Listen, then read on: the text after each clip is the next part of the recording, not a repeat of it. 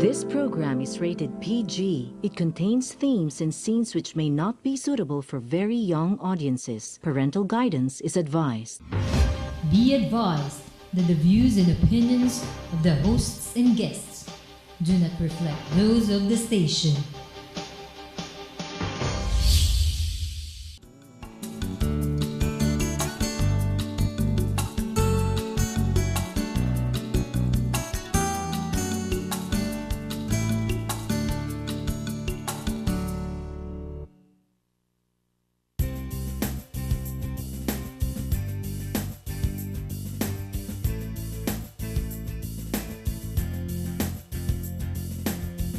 Together.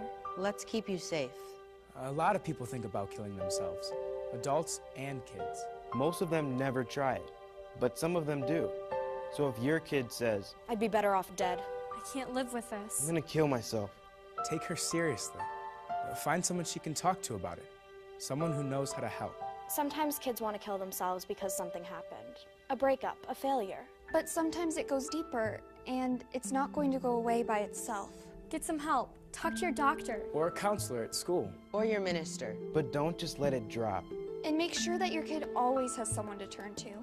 Someone he trusts. Make a list together, right then. 3, 4, 5 names. Put a suicide hotline number on there too. Have him keep that list in his wallet, so he always knows where to turn. Make sure your home is safe. If you have pills she could use to hurt herself, lock them up. If you have a gun, don't just lock it up. Get it out of the house. The bullets, too. And one more thing. If you think your kid might be about to hurt himself, don't leave him alone. Take him to the emergency room. Call 911 if you have to. We all have our ups and downs, but sometimes it's more than that. If you think something's wrong, the only way to find out is to ask. Ask straight out. Are you thinking about killing yourself? Don't wait until you're sure. Trust your gut. Because it never hurts to ask. And it can make a big difference. All the difference. In your kid's life.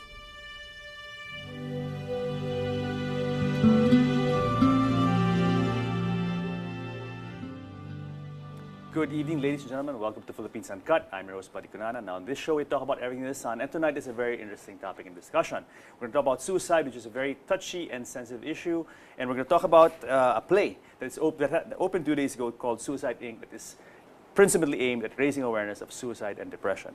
Now, joining us to talk about this fascinating topic, sensitive topic, is Dr. Ronaldo Alepaño, and he is a consultation liaison psychiatrist. Doc? Good evening. Good evening. Welcome to Philippines Uncut. Yes. Yeah, it's a pleasure to have you here, Dr. Alepaño, because, you know, as I mentioned in my opening spiel, this is really a sensitive topic, and, you know, it's something that a lot of people would not like to think about, talk about, discuss openly, and that's what we're doing here in Philippines Uncut. We're bringing this out in the open so we can really clear the air and talk about the issues and what best way to do it than with people like you. Yes. Okay. Let's talk about your background, Doc. What is your medical background when it comes to this field? I graduated FEU from a medical school. I did my training in psychiatry in Medical City. I did also my subspecial training in consultation liaison psychiatry in Medical City. For those who are watching what consultation liaison psychiatry is, it's actually what they call psychosomatic medicine or medical-based psychiatry. We deal with a lot of people who have medical illness that has psychiatric comorbidities because medical illness and psychiatric illness somewhat coincide and vice versa. What do you mean by medical illness? Like people with undergoing... Those who have cancer, those who have diabetes, those who had a heart attack, those who had stroke.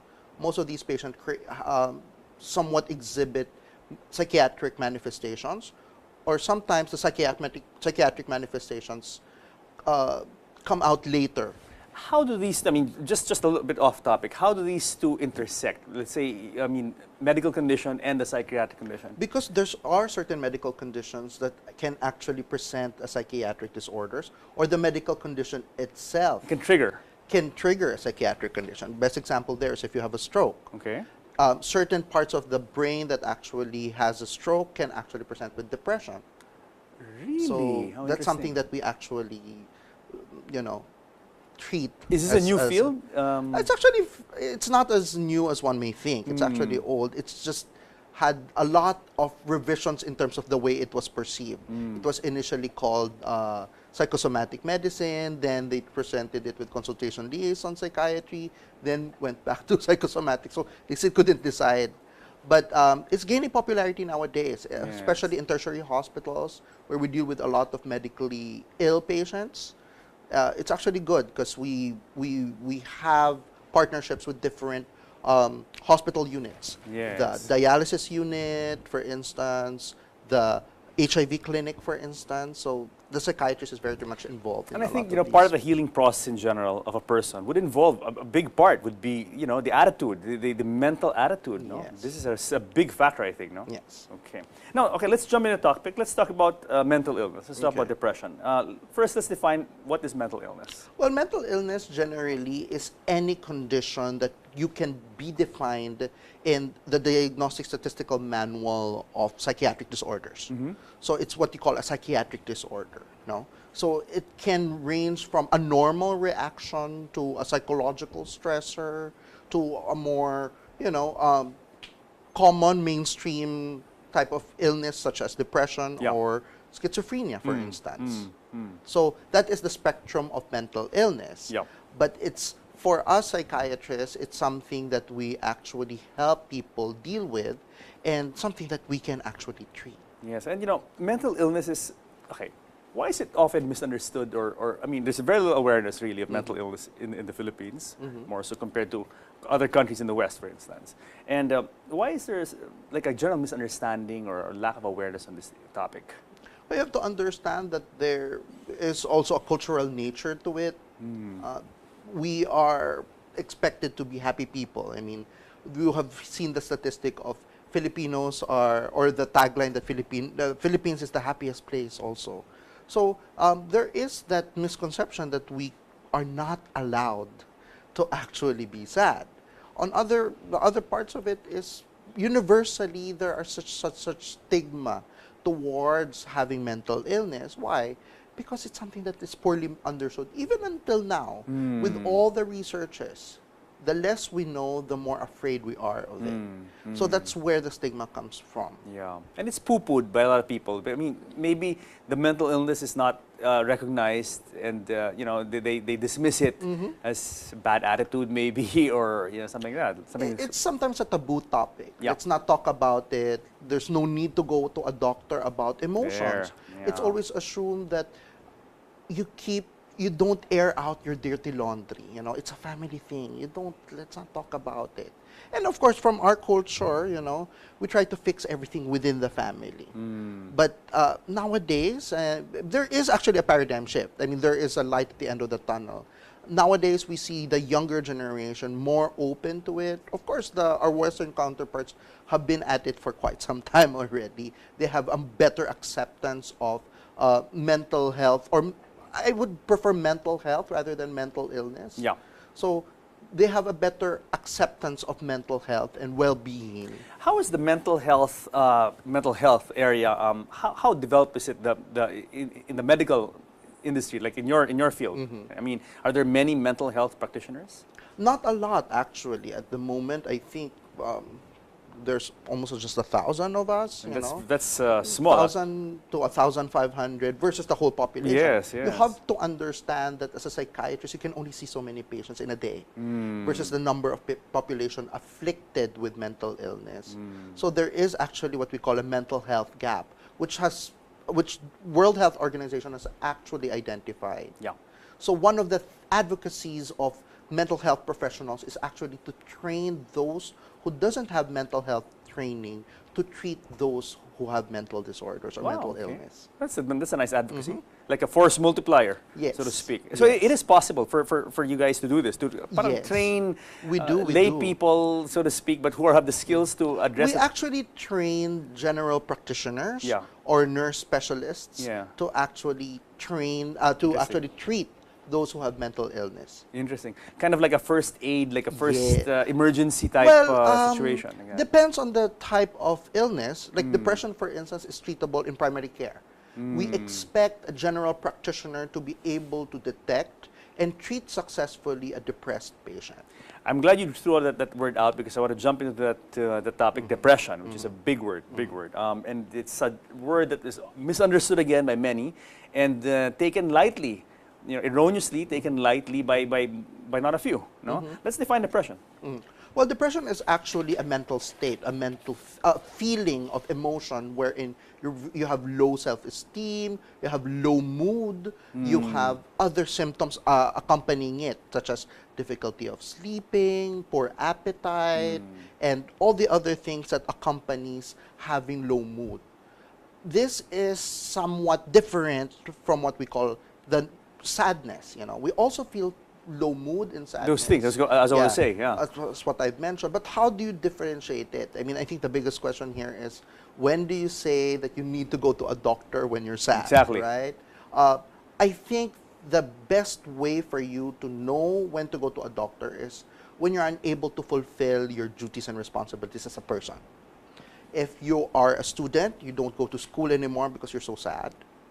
Okay. If you're a working person, a yuppie, for instance, a young professional, you don't go to work. Yeah. If you're married, you're unable to fulfill your, father duties, motherly duties, and all the other things. So, to make a long story short, I mean, it's reached that point. Your sadness has reached that point where it's affected your ability to function as a human being. That's when that is one of the red flags, basically. Yes. Universally, if you talk to psychiatrists from other countries, because there's also cultural variance, you expect certain cultures to actually act this way. For instance, there is death in the family, there is that cultural variance. But when we had a meeting of the minds between different psychiatrists from different cultures, we have actually come to terms with the fact that the biggest common factor there to say that you need to go to the doctor is when you have functional decline or functional disability. Good. I mean, that's an excellent way to put it. Functional disability, inability to operate as a ordinary, normal human being. Yes. Now, it's strange though, because this word depressed. People use it so casually these days. I'm depressed. I'm not doing well at work. Blah blah blah. And that is part of the reason why maybe a lot of people don't take this too seriously. It's become a word that people throw out there so easily, so casually. No? Would you say so, Doc? Yeah. I think because you can't argue also of the influence also of mainstream media, it's been sensationalized, and I think it became part of the pop culture, There are certain subcultures here also wherein being sad is cool. Yeah. So that's something that we also have to deal with in clinical practice. Yeah. But I always say that once you find yourself in a situation where you find when you say yes to any of these two questions, go to a doctor.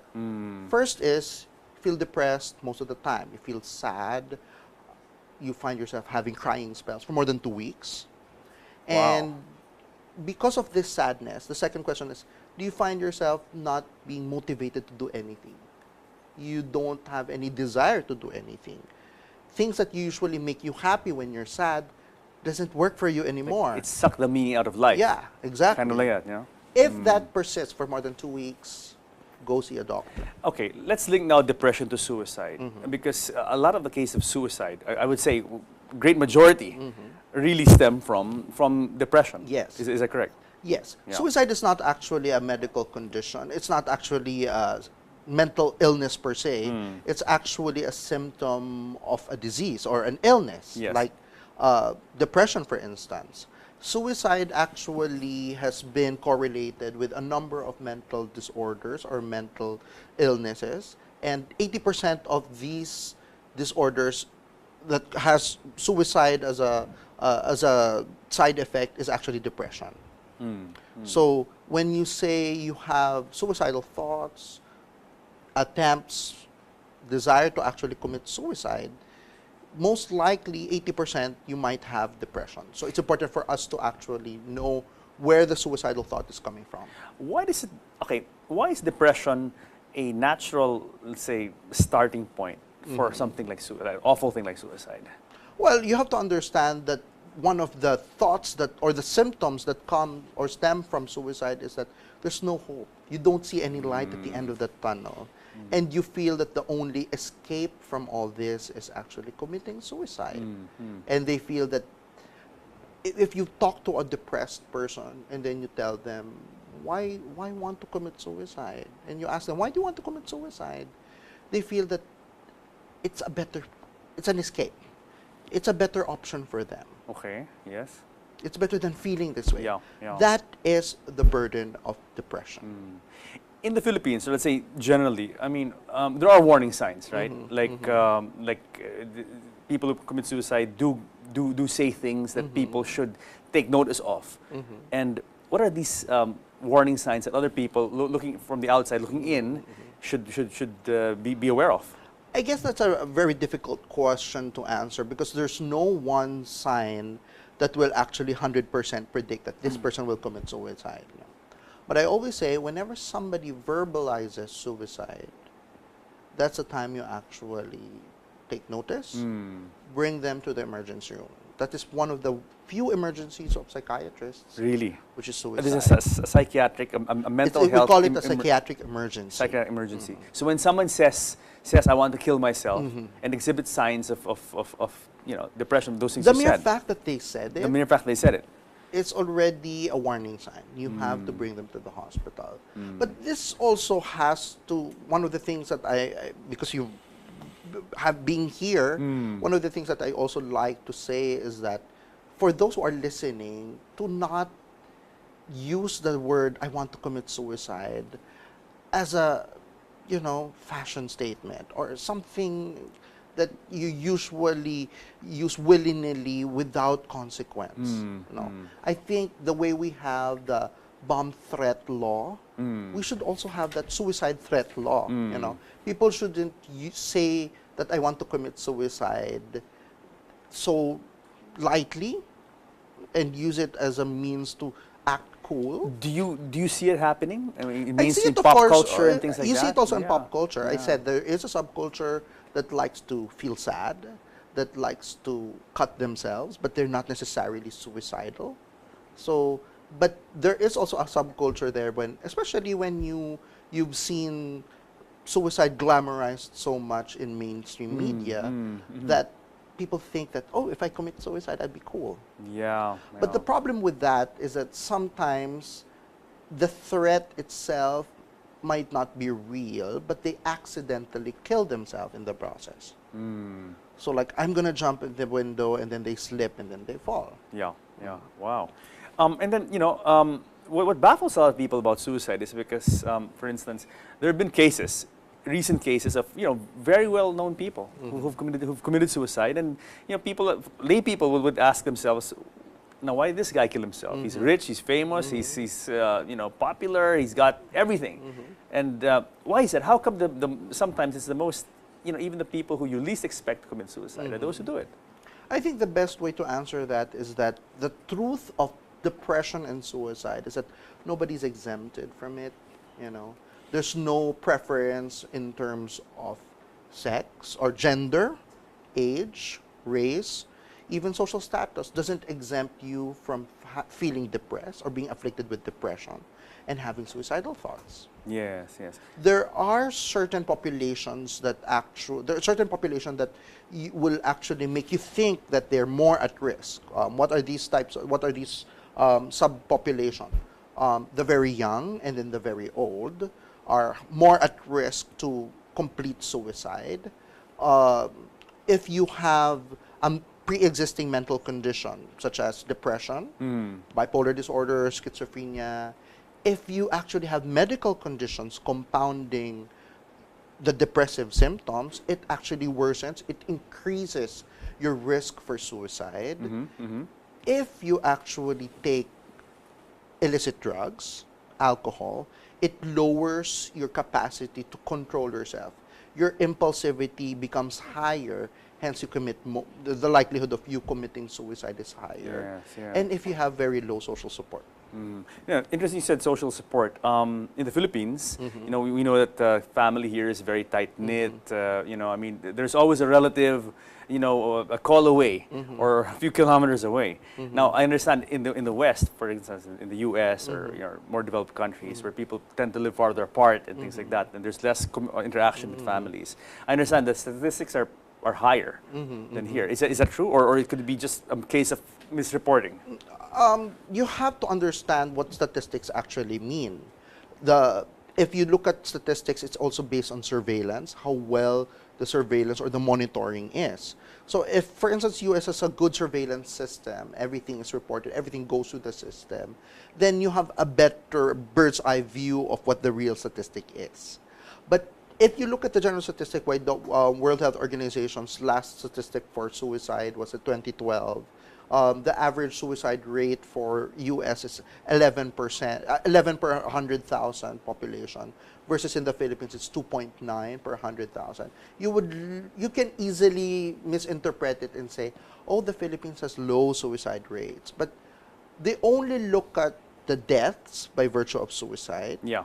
You only look at those that are reported. Because, I mean, you have to understand, in our culture, there's still a certain level of taboo. There's already taboo from a depressed standpoint, more so if you have suicide. Yes, even just recognizing the problem is really taboo. Like, you know, a lot of families would say, you know, it's just attitude, you know, I mean, just cheer up, right? I mean, you keep hearing people say that to people who are depressed, cheer up, or look on the bright side of things, try to think positive, right? These are the catchphrases that people use. Now, when we're dealing with clinical depression or, you know, mental health, mental illness, this is not enough. It's not enough to just tell the person, think positive, you know, take a chill pill. It's easier said than done, especially if you're not in that situation. You know, just go through your own personal experience of being sad. Nothing, anything will tell you, anybody would tell you, will actually lift your mood. True. Because you're in that lowest point in your life. True. Doc, before we sign off for our first segment and then talk about the play, let's talk about what is your advice to parents or viewers watching now who may know people in this situation, who have kids maybe, or siblings or loved ones in this situation. What is your advice to them? First is that depression is treatable. So don't be afraid to go to a doctor and actually seek help. The earlier you treat the illness, the better the treatment. Meaning the prognosis is better. The risk of it being worse is lower. That's why don't be afraid to seek help. There is a number of us, maybe not as much as one may think, but you will always find help available to you. Is there some sort of network available for people like this? I mean, in the States, it's very developed, you know, this suicide network and things like that, but is there anything in the Philippines like You this? can actually go to the Philippine Psychiatric Association website, you know, just Google Philippine Psychiatric Association, and you can see a listing of doctors around you. So that's something that they've actually it's been there for quite some time. There are other services like MD Consult where they can actually connect you to doctors near you.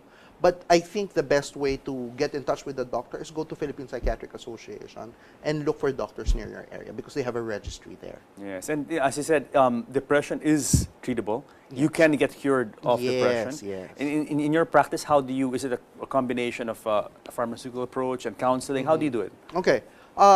There's actually 3 ways to actually treat depression. One is by doing therapy, you know, that's the talk therapy. The other one is by medications. So these alone are sufficient enough to help, but I think the best way is the combination. And at the end of the day, I leave it up to the patient. But sometimes if I feel that therapy alone will not work, I will insist that they need to be put on medications because the medications are actually effective. The downside sometimes with talk therapy is that it takes forever to work. It's not economically sound, you know, especially if you're paying for your, I mean, psychiatrists are not HMO, you know, connected because there's no HMO that will actually cover us.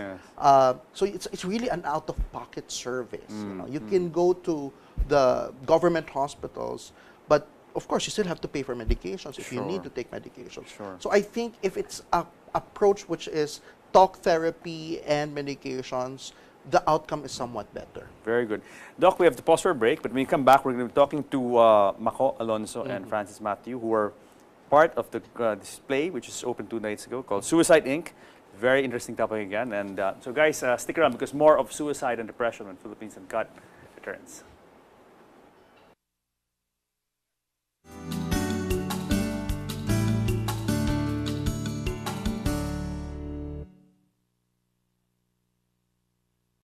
But sometimes it's more than that. If you think something's wrong, the only way to find out is to ask.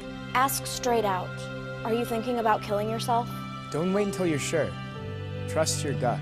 Because it never hurts to ask. And it can make a big difference. All the difference in your kid's life.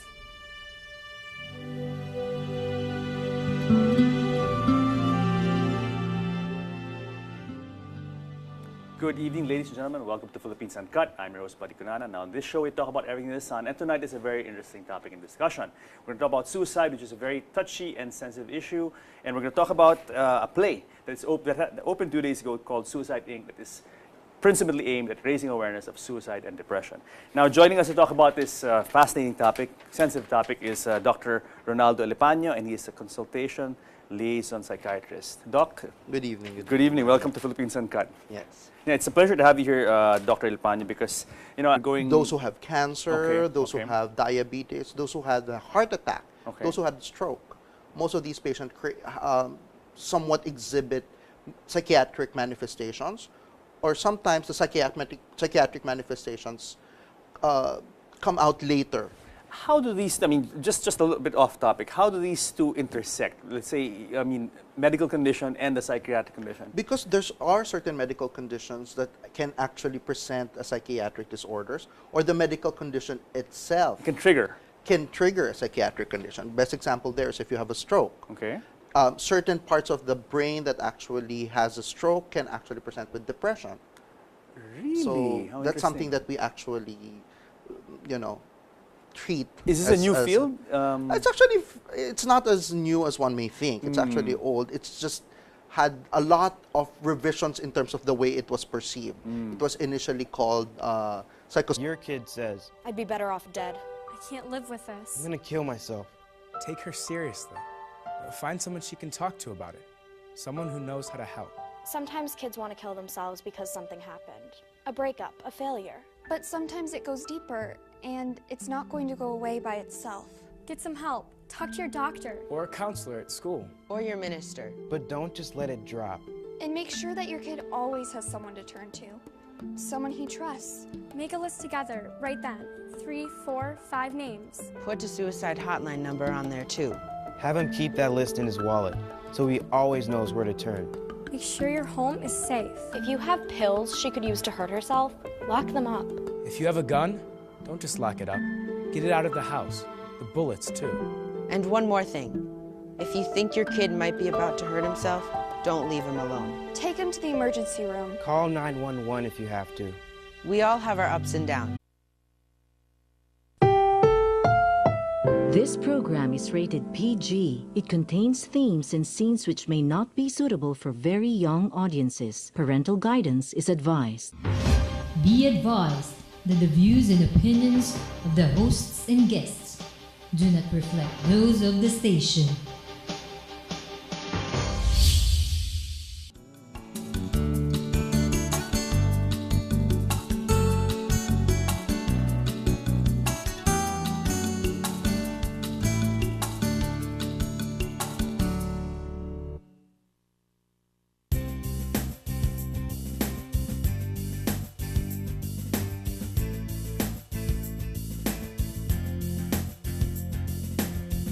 Together. Let's keep you safe. A lot of people think about killing themselves. Adults and kids. Most of them never try it, but some of them do. So if As I mentioned in my opening spiel, this is really a sensitive topic, and you know, it's something that a lot of people would not like to think about, talk about, discuss openly, and that's what we're doing here in Philippines Uncut. We're bringing this out in the open so we can really clear the air and talk about the issues and what best way to do it than with people like you. Yes. Okay, let's talk about your background, Doc. What is your medical background when it comes to this field? I graduated FEU from a medical school. I did my training in psychiatry in Medical City. I did also my subspecial training in consultation liaison psychiatry in Medical City. For those who are watching what consultation liaison psychiatry is, it's actually what they call psychosomatic medicine or medical-based psychiatry. We deal with a lot of people who have medical illness that has psychiatric comorbidities because medical illness and psychiatric illness somewhat coincide and vice versa. What do you mean by medical illness? Like people with